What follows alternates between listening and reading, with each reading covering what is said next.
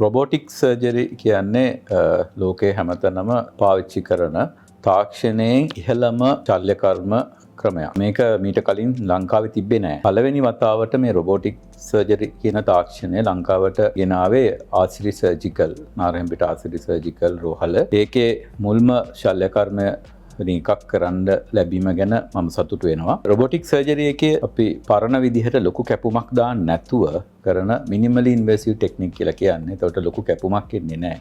අපි මීට කලින් කරේ ලැපරොස්කෝපි සර්ජරි කියන ඒවා. කැමරා භාවිතයෙන් කරන ඔපරේෂන්. දැන් මේකේ තාක්ෂණය ඊටත් එහාට ගිහිල්ලා තියෙනවා. මොකද ඒකේ ඊටාම සියුම් ඔපරේෂන් ශල්‍ය කර්ම මේ රොබෝටික් භාවිතයෙන් කරන්න පුළුවන්. මේකේ වැදගත් දෙයක් තමයි රොබෝටික් සර්ජරි කිව්වට මේ ශල්‍ය කර්මය කරන්නේ රොබෝවරයෙක් නෙමෙයි.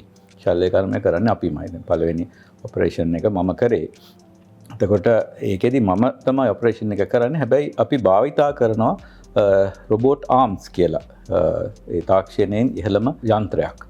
ඒකයි රොබෝටික් සර්ජරි කියන්නේ.